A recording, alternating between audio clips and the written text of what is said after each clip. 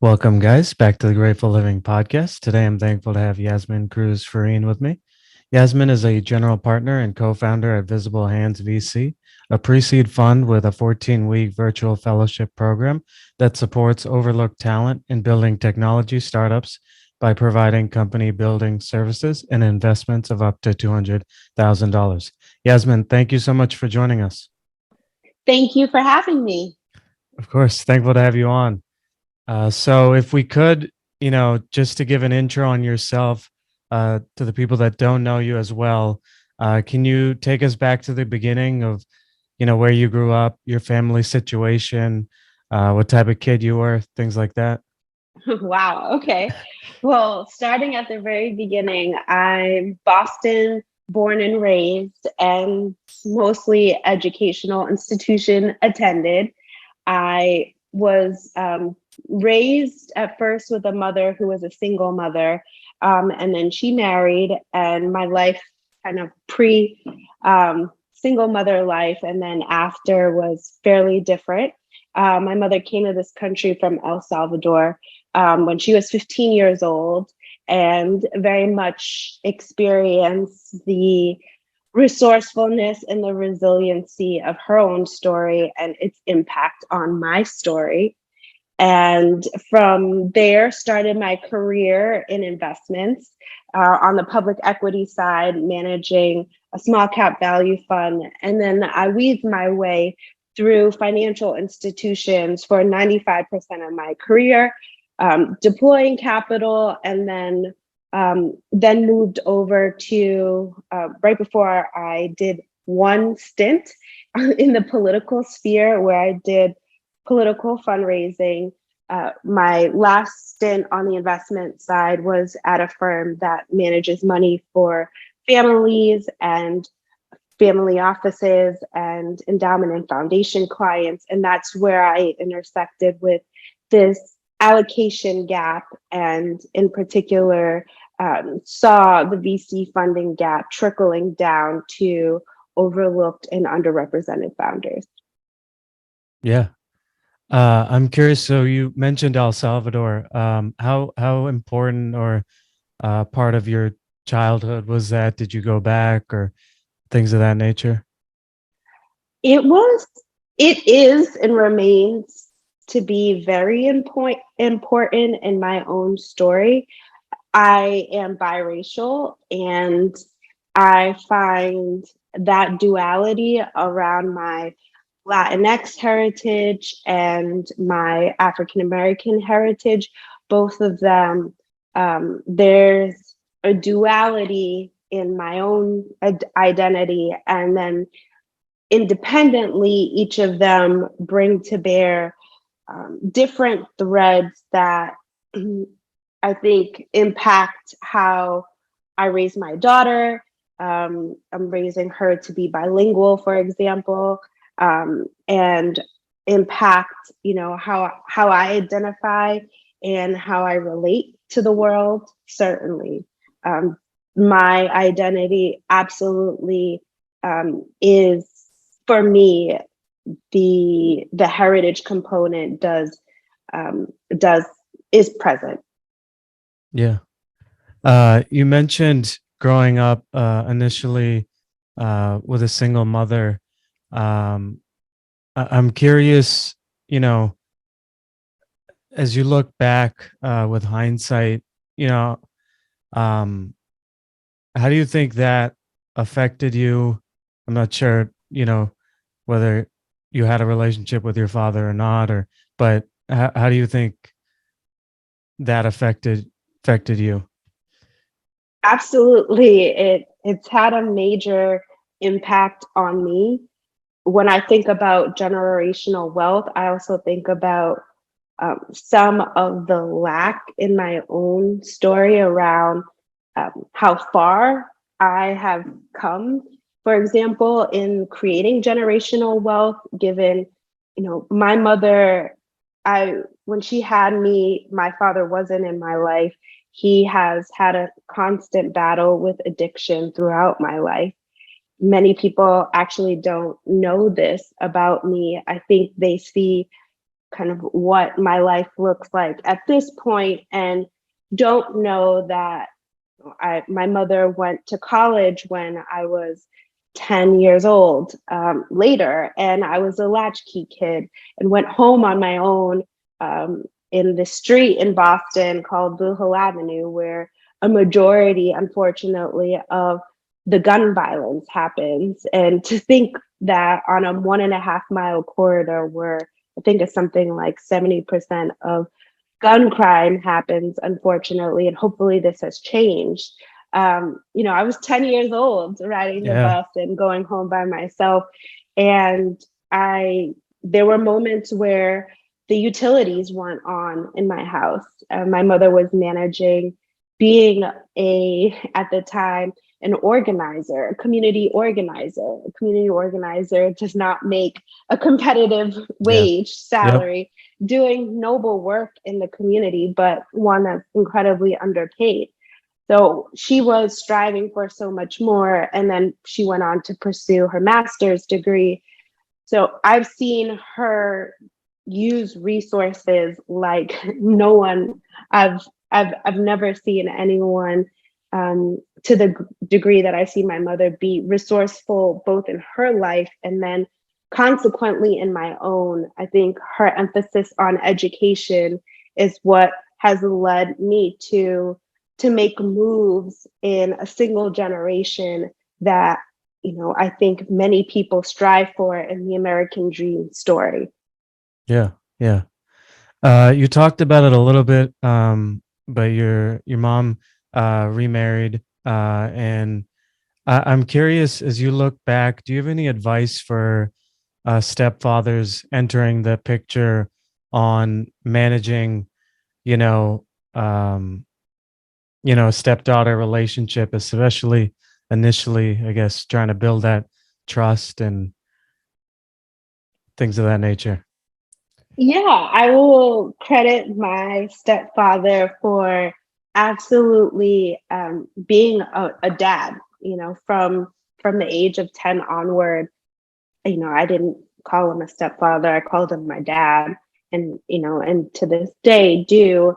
And what he did was meet me exactly where I was, and he also did so much to expose me to the parts of the world that I wasn't as exposed to. For example, his best friend was an investment banker, and we'd go on trips to New York and meet with and be with his best friend. And it exposed me to someone who had an MBA, right? And someone who Mm. was working on M&A deals. And that absolutely had a positive impact on my life in seeing possibility where I had no exposure to it.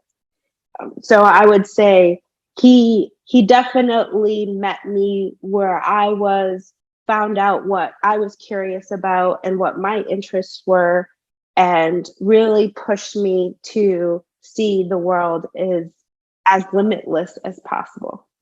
Yeah. I saw you went to Nobles. Given sort of your background and things of that nature, how was the adjustment going to a school like that? Yeah, Noble and Greeno School is a prep school in New England. Many people know the rival school, Milton Academy, a little bit better than Noble's. I had a phenomenal experience at Nobles. I talked to people who went to many of the independent schools, and I don't find that I share a commonality in that.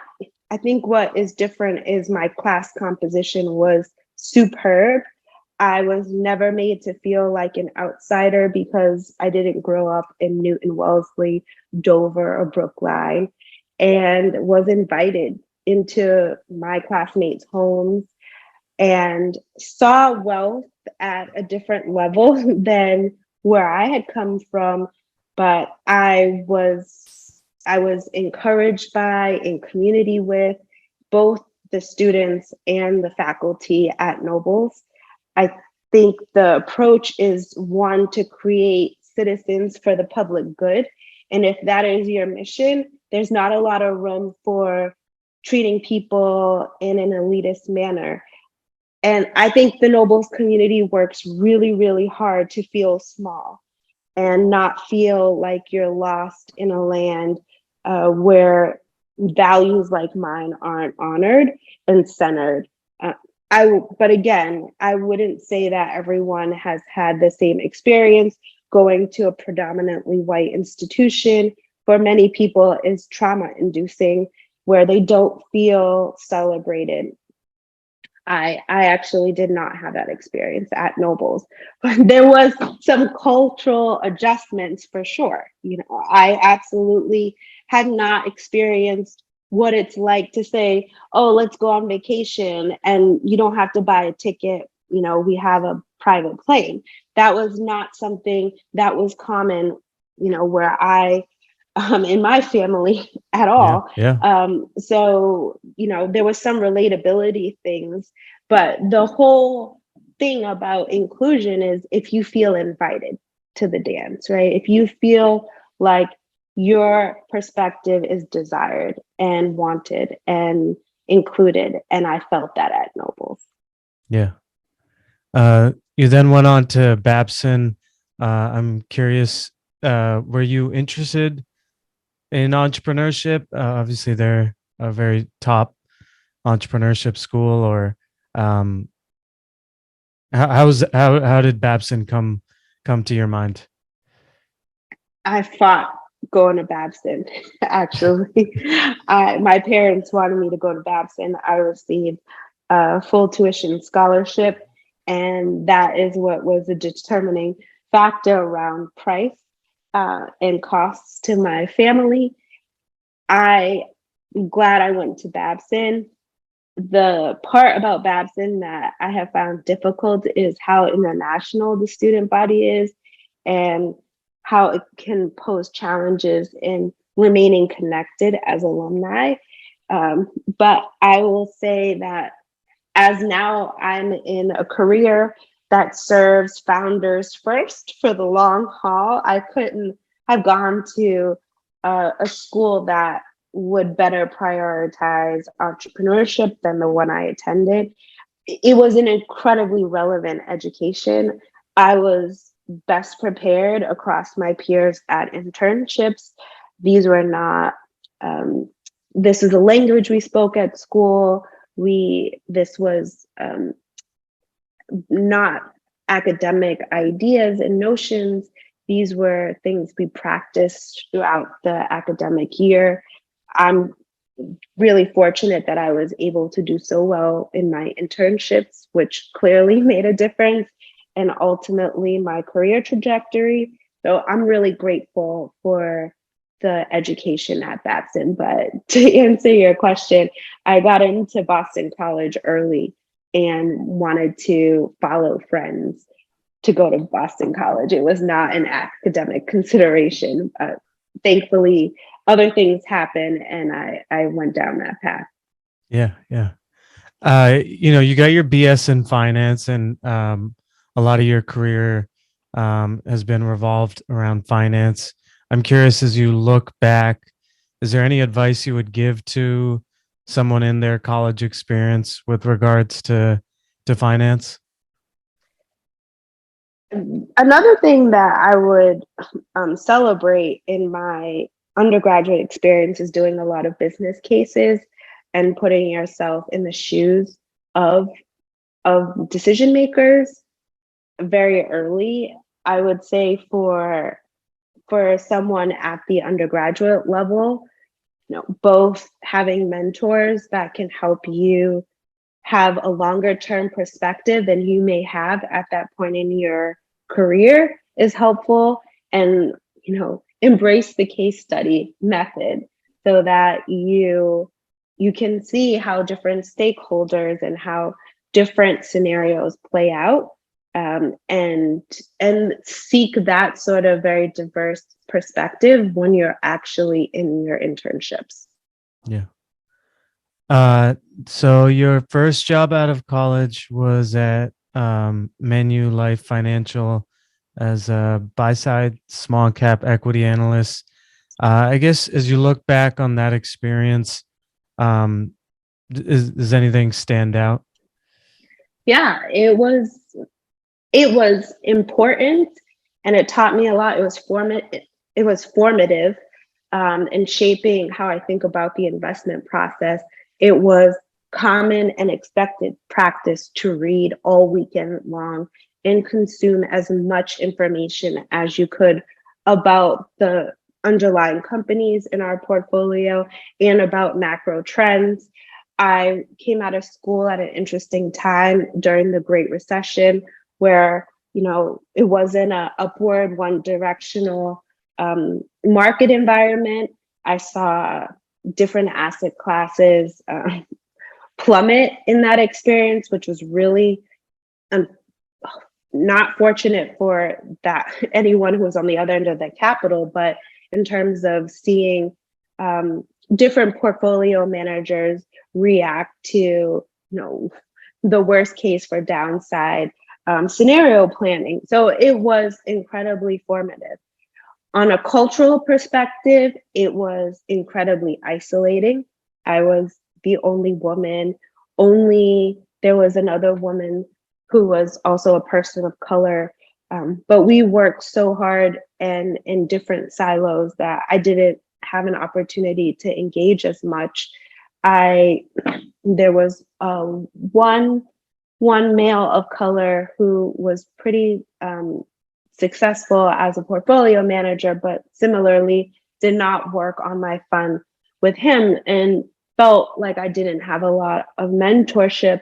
And I had isolated incidents of clear sexual harassment on the roll, not on my team, but on sell side analysts who would come in and supposedly sell us research and provide background on portfolio companies, and never felt comfortable sharing those experiences. I I definitely was looking for a way out of the industry after experiencing what it felt like to be in the industry, um, outside of all of the intellectual gains that I was experiencing. Yeah. Oh, I'm sorry to hear that. Um, and then from there, you went on to John Hancock Financial Services, eventually got to Director of Corporate Responsibility over a 7-year period. I guess what did this time period and experience teach you? Yeah, this was fascinating and was the complete inverse in many ways to the experience I shared. It was a team that I felt incredibly supported in from, a day-to-day basis, could be a whole person. Intellectually, it's where I encountered the racial wealth gap, but really thinking about how different pools of capital are trying to provide solutions, as well as better understanding historically how we got to where we are, and then had a lens and perspective on solutions that over the previous 50 years did not prove fruitful in moving the needle in some of these issues. It, I thought that coming from a quant background, that all we needed to do on the philanthropic capital side, or even blended, was provide more measurement and more analytics across the board. There's certainly room for better articulating a story, better understanding, what's driving impact. But the truth is, a lot of what we did was relationship based, and simply putting a quant overlay was not going to solve poverty. If Yeah. that was true, then there are plenty of major foundations and um, other movers and influencers who could have solved the problem. If it was simply about the amount of money to throw at problems, certainly the Gates Foundation or Chan Zuckerberg initiative would have solved things. That's Yeah. not it. It's actually pretty intractable. Some of these problems that we're trying to solve on the societal level are really tricky. And I was so passionate and really came to life in my role there. And I had a solid team, both up, across, and down to support me and how we were building the portfolio over at Hancock. So it was absolutely a great time. The other thing is, sitting on that side of the table, deploying capital, you can feel like you're a very celebrated and recognized person in the community. But then on the other side, you become hypersensitive to power dynamics. And now that I sit on the side of the table where I'm seeking our own investors of venture capital firms are called LPs, our investors. And a lot of my work is sitting across the table, but seeking capital from investors. I'm really attuned to the nuances of that power dynamic. Yeah, I mean, obviously, this is a tough question, but if you were the head of the Gates Foundation or Chan Zuckerberg, I guess what changes would you make if money doesn't solve a lot of those issues? If money alone. Yeah, I don't know what I would do if I were in those roles. I can tell you about my own kind of drivers of how I approached the role when I was in it, which was I identified, emerging leaders or in many cases, very experienced leaders and asked them, if you were to have capital with not a lot of strings attached that was multi-year and was proportional to what you are actually trying to solve, what would you do? Because I viewed them as the experts in their field. They're on the day-to-day front line. So if you had quote unquote risk capital, what would you do? And I would ask that question to those leaders and they would tell me, and I would find the, political courage within my firm to structure it in a way that made sense for us, and I would do it. And it was interesting because a lot of the time it was around hiring someone who had a very unique background, who a nonprofit salary could not support or justify, but they could be that thought leader or catalyst for change within that landscape that would make a big difference. So I actually view it in many ways the way I view it now at Visible Hands, which is really betting on the founder and their ability to think boldly and removing myself and acknowledging I'm not the day-to-day expert on economic mobility, right? Or my set of experiences, even across a portfolio and seeing many different solutions, does not unlock all of the answers. Yeah. During this time period, you also started your MBA at Boston College. I'm curious, for people that don't have one or maybe are considering one, what value do you think the MBA provides? The MBA in a top kind of decile in terms of rankings is really a function of network and ability to meet others who you may interact with across your industry, and provides a lot of advantages. I would say, for someone like myself who was working, did not want to give up, a year's worth of salary or 2 years worth of salary, unless it was kind of the right program. For me, it was about making sure I had the foundation that I needed as a manager and above. And it was more of an academic opportunity to actually hone in on venture capital, which hadn't been an asset class I was exposed to. and many other things and test things. I spent time on the operations side from a coursework perspective and electives, and realized not my best skill set. Still very much relationship oriented, but wanted to be fluent enough in some of the theories there. So I would say, you can go back to get a graduate degree to pivot. You can go back to round out your network.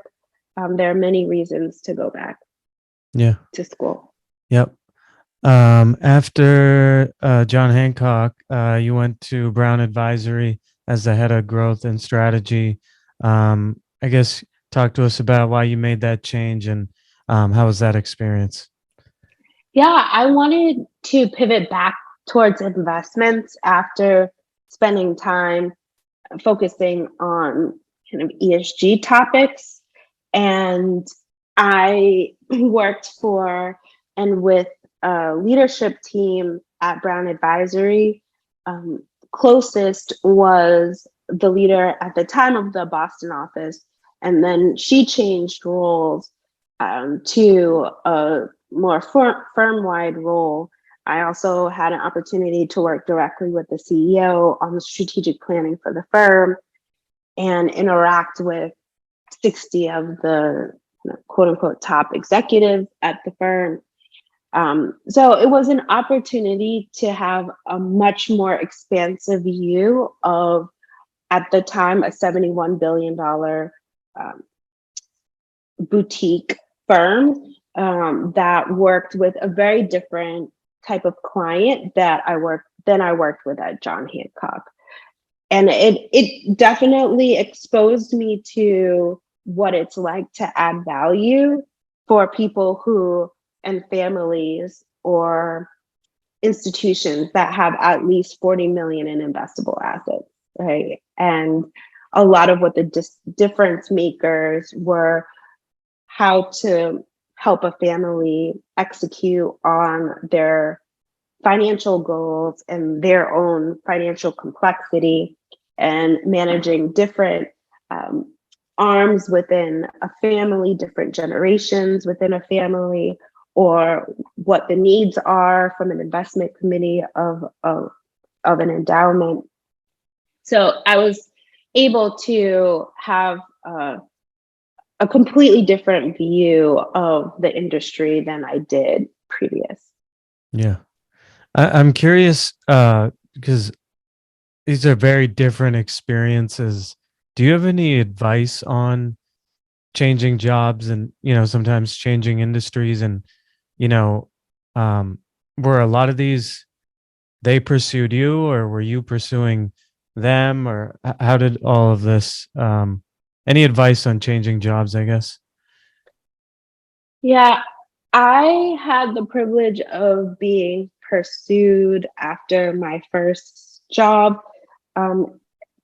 The first role was incredibly competitive, 500 applicants at the time, and they selected four people, right out of college. And then from there, it was really a function of my network. And it's really important to work for people who I think are invested in your growth and development and will push you beyond your comfort zone. And ultimately, anyone who works for anyone, you want to feel like you can be your whole person, right? And one of the things that we really prioritize at Visible Hands now is, seeing a founder as a whole person, And I, throughout my career, also sought that can be a complete place of privilege. I totally acknowledge that. But if you do want to put yourself in the position of, working really hard in long hours, you need that. And some people are willing to do stints where, being supported isn't part of the experience. But after, what I shared with being an analyst, a buy-side analyst, and feeling very isolated, I really sought to not experience that in my day-to-day life. Yeah. As you mentioned that, obviously, you're a person of color and a woman. I'm curious, especially given, how corporations have responded since George Floyd, um, and maybe your first job experience. You know, it's not really a fair question, but I guess, how can corporations make it so that people of color or women in finance um, feel more comfortable or do a better job with um, making them feel whole and at peace? Yeah, I am asked this question in many different ways fairly often, and there's no silver bullet here. Your culture is a function of your people. People are on various stages of their own personal journey and understanding their own blind spots / unconscious biases. For a culture within a firm to be inclusive, so many different things have to align. You have to be intentional, right? You have to make sure that, for example, you're not celebrating different, heritages du jour, out of a place of, obligation that's not culturally sensitive. For example, how you think about feedback. How are you building in a culture that has a predominant viewpoint that is inaccessible to others, right? There's so many different ways to think about your hiring practices, but ultimately your policies, how you approach different underrepresented groups, those are signals, and there are so many different signals. And I'm not saying this is impossible to get right. It absolutely is possible to get right. For most major corporations, they were wired, their first 30 hires were not diverse. And then they get to a leadership team that is not diverse and a board that might not be diverse. And then suddenly, and they're in a position to hire a team of people that doesn't reflect many of their experiences. And then we wonder why these companies can't get it right.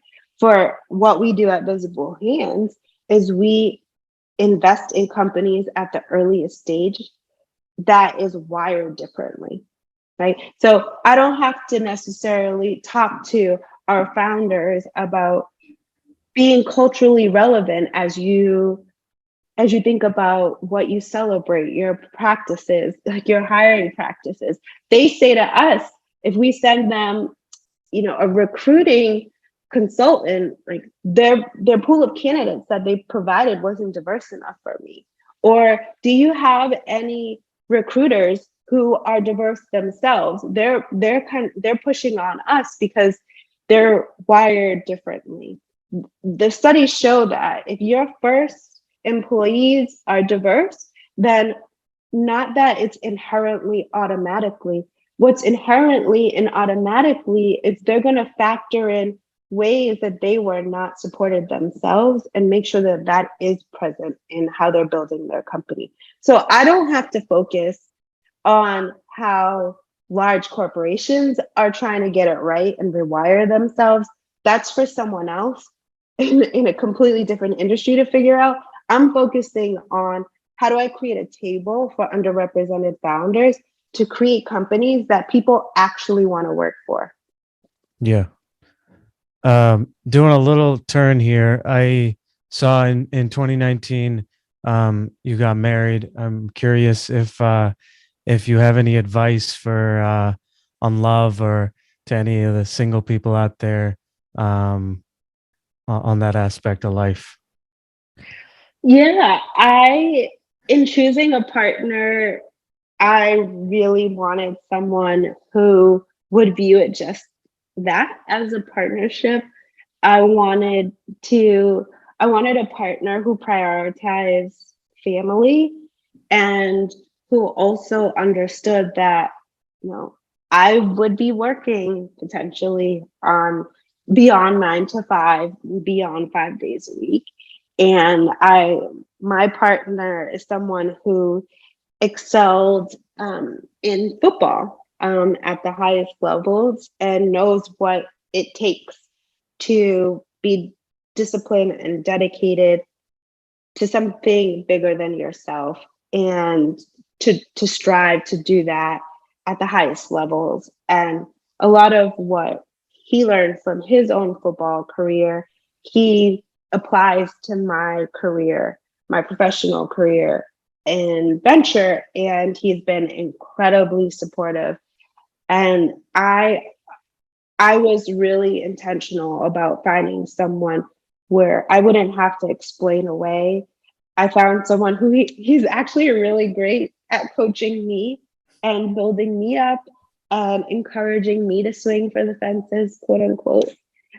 So definitely, I think when, especially at a younger age, it's so hard to be in the present, you know, and to, you know, crave something that maybe you might not have right then and there. But I actually got married in my mid 30s and, you know, just had a baby, you know, Congratulations. in my, thank you, in my later mid 30s. And it couldn't have been a better time. So I know it's hard to say, you know, be in the present when it's ready, when the right time, you know, will align.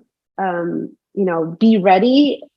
The way to be ready is to be already um, a person who loves themselves, is proud of what they've accomplished, and happy in their own right, and doesn't necessarily seek someone else to create all the conditions for their happiness. That as an individual, you have figured out what the conditions are for your happiness. And that way you just bring two healthy, happy viewpoints and conditions for beautiful things to happen together and support one another. I'm curious, obviously society has this idea that you should get married by 30. Um, how was how did that resonate with you when you hit 30? And how do you, do you have any advice for people that do feel self-conscious that it hasn't happened at a certain age point? Yeah, I can't tell you the talking points to say to the aunties in your life about why you're not married yet. um, but, you know, I do, like I said, you know, if you're focused on being on a journey of your own self development and discovery, then you won't be focused on like, the being in a position of lack. Absolutely put yourself in the environments where you're likely to meet people, and open to that possibility. I think when we're fixated on lack, I think it becomes a turnoff, to be honest. Yeah, yeah. Um, obviously you're an ambitious person, and as you talked about, you needed someone that understood your commitment to your career. I'm curious, I guess, how do you instill to the other side, or I guess, how did your husband feel comfortable and feel loved despite knowing that commitment? And I think a lot of partners in that situation might feel self-conscious that they're not um, maybe being, given as much attention to, or things of that nature. Um, how did you guys figure out that dynamic? That is an interesting question. I My answer is you have to ask him. Okay. Yeah. He is incredibly secure. I found a partner who he's almost too secure. Sometimes I wish he cared what other people thought about him. He is the definition of, people will talk, people will, because a lot of what you're saying is not from a point of an individual, but from the point of society. Am I conforming to gender norms? Am I conforming to what is expected of, quote unquote, who's the breadwinner, or is she a co-breadwinner? These are things that have nothing to do with my husband's perspective on his contributions to my firm, his contributions to my life, and my contributions to him. To start Visible Hands, you have to pretty much create a startup, and you have to provide capital. It's something called a GP commit, and not take a salary. And my husband was incredibly supportive in providing emotional, financial support to me and actually to my co-founders. We coined that he was the quote unquote chairman because he did provide support to us on many levels. And regardless of what people may see of me, when I think about my family's ability for me to participate in being a co-founder in Visible Hands, at the first brick, there's my husband who is supporting me on so many different levels. And whether or not people see that, it's not relevant to him or to me. Yeah. I guess going back to your career, you in 2019 worked for Deval for All. I'm curious, how was that experience? Again, a different field in the political landscape. Yes, that was bonkers. Every day is Tuesday. I shout out to political staffers and on the campaign phase. I mean, I've seen investment banking hours, lawyer hours. There is nothing quite like campaign hours. I mean, you literally just it's Tuesday at 2:00, all like forever. And your sole goal is to help your candidate make it to that next milestone. And I wanted and viewed that opportunity as a master class in working with someone who is a phenomenal communicator, from someone who I thought had, he's brilliant and could bring to bear, I thought, exceptional. He has an ability to bring unlikely people together, and wanted to experience that on a up close and, close experience, to kind of, I guess, being behind the scenes and how a team of people, including the principal, do that. And it absolutely was unbelievable. We traveled to cities together. I worked on fundraising across both experiences, raised about close to $5 million.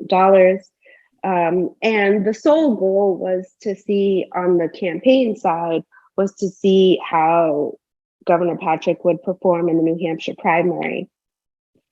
And ultimately, that played out in a way that he didn't move forward. But I did feel like I was in the West Wing and,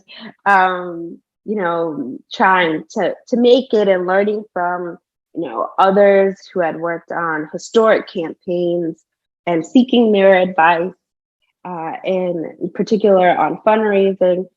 Political fundraising during the campaign, you raise money in $2,800 increments, and to raise millions of dollars in $2,800 increments is very difficult. Yeah.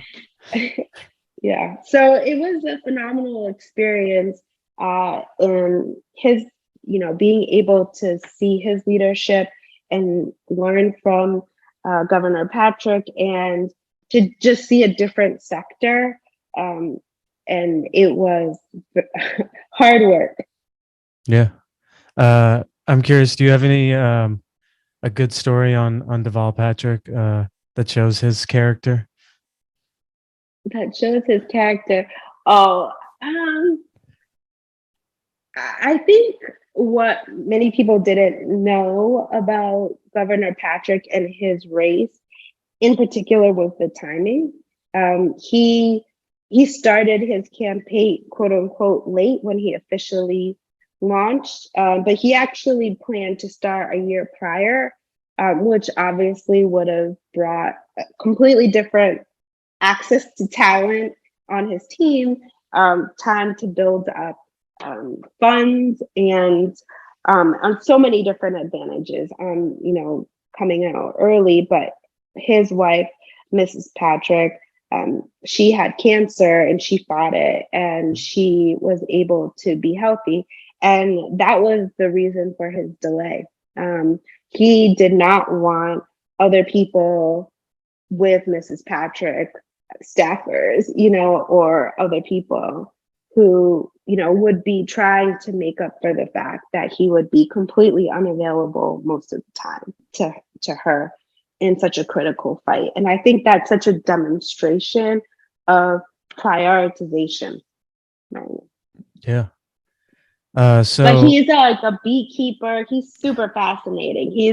He makes a great beef bourguignon. I mean, he is so cool on many levels. yeah, no, that's a great story. So now to what you do today. In 2020, you became a co-founder and general partner at Visible Hands. Curious how this all got together with you, Justin, and Daniel. If you'd like to kind of talk about that story. Yeah.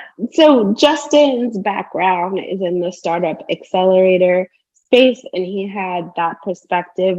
And Daniel's background was in an asset manager and a growth equity firm.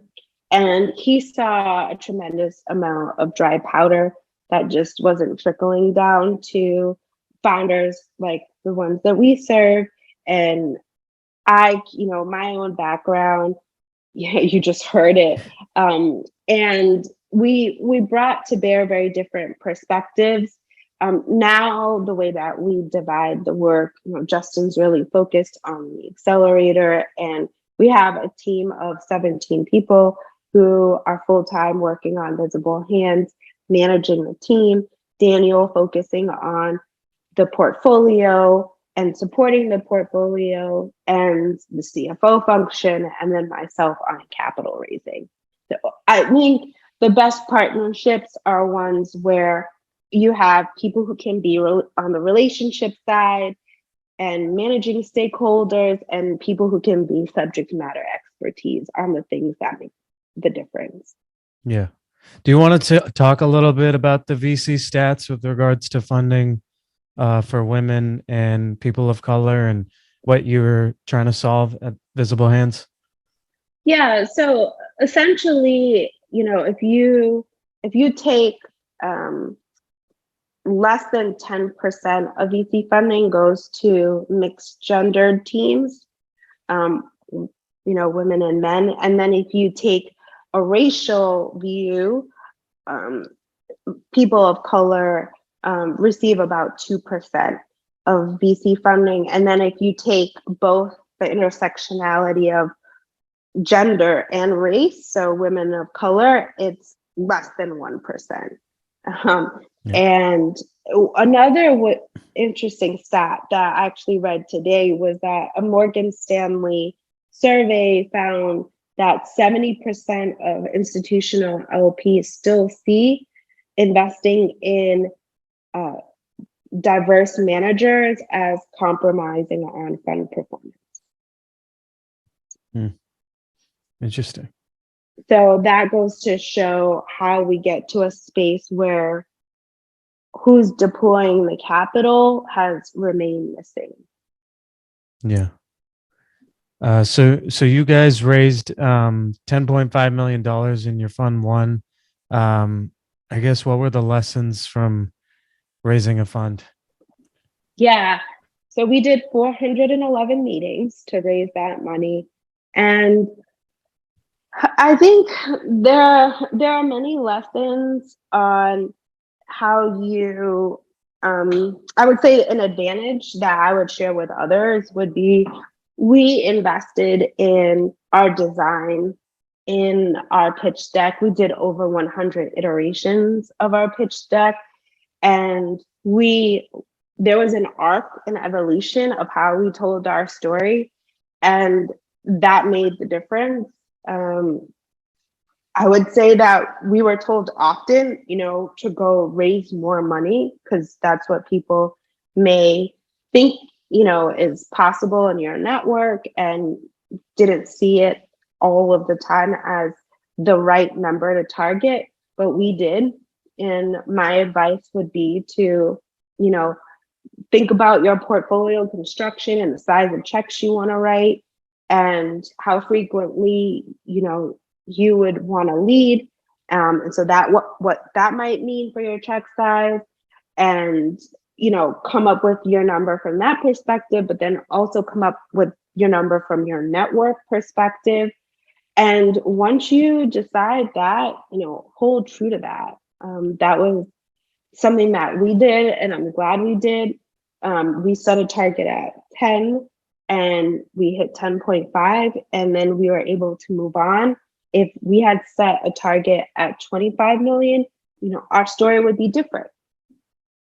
Yeah. I'm curious, do you have any advice to, people of color or women in terms of entrepreneurship or in terms of finance and VC, seeing as you intersect all three communities? Yeah. So for us, we're looking for technology founders, founders building the technology space who are building venture backable businesses, so high growth businesses. Not every founder is building a high growth company, right? And we'll see a potential exit in 10 years and see a multi-billion-dollar organization created in a 10-year timeline. That is not for everyone. If you don't not see building your company to a $10 billion firm in 10 years, then venture capital is not for you, because that's pretty much the math that VCs have to back into in order to back a founder. So it's not for everyone, for sure. Yeah. I guess what's, the best case scenario of how you look at the future of Visible Hands and what you're hoping to accomplish in the next 5 to 10 years? Yeah, I mean, our hairy audacious goal is about creating an institution in Visible Hands that will be multi-generational, and certainly outlive the co-founders. And similarly is to create a pipeline to be deal creators for empowering the next generation of overlooked founders. Yeah. Do you want to talk a little bit about your process and what makes you unique as an accelerator? Yeah, what makes us unique is we know that being an overlooked founder is hard. And what we do is we ensure that founders feel seen, supported, and surrounded as a whole person at every stage of their journey. So in terms of being seen, we make sure that we're providing culturally relevant content workshops, that the experts that you're encountering fit that.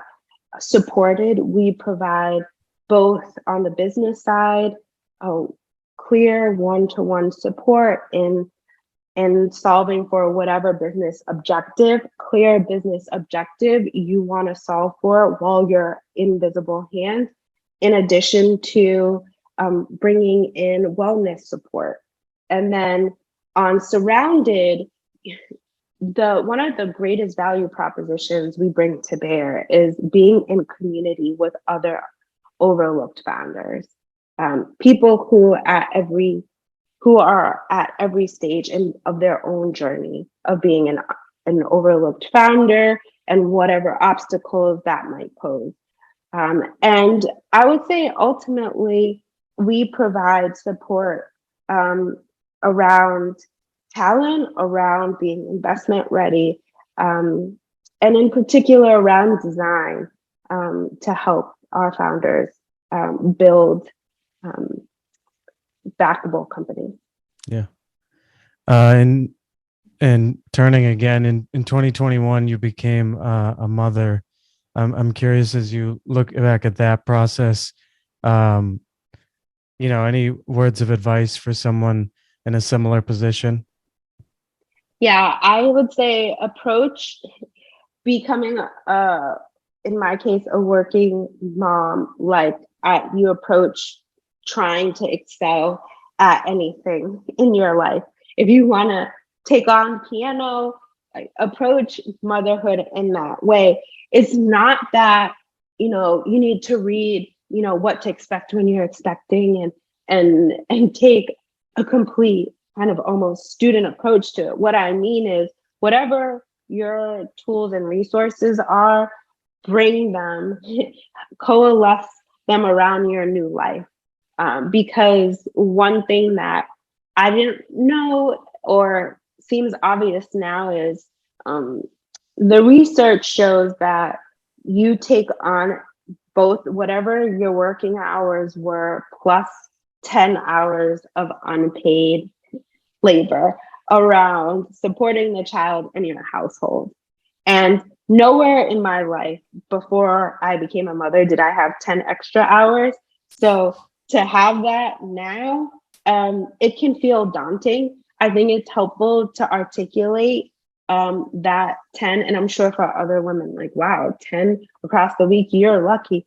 But that's on average. So some weeks it's a lot more. So that means you really need to be intentional around bringing together the support needed to have that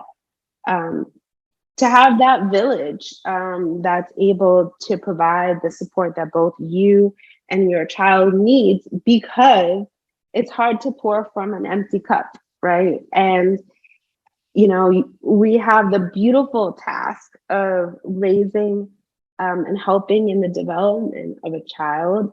And we want to do that in a way that, we feel like we're our best selves and helping to help our child be their best self. Yeah. Oh, that's awesome. Well, Yasmin, we talked about quite a bit. Was there anything that you wanted to talk about that we didn't get a chance to? No, thank you for an opportunity to connect threads on so many different parts of my life. This has been an awesome opportunity, and I'm glad to have spent some time with you. Yeah, no, thank you for the opportunity. If anyone is looking to support you or Visible Hands, what's the best way to do that? Yeah, any of the at Visible Hands accounts across all the different social channels. Awesome. Awesome. Well, Yasmin, I just want to acknowledge you. It was amazing getting to hear from your start to where you are today. And what you're trying to solve is amazing. I think the stat was, what is it, 70% of the US is men and women, and only 10% of those women and people of color, and only 10% of those people receive venture funding. And so I really appreciate the work you're doing, and best of luck going forward. Thank you so much. Yeah, thank you.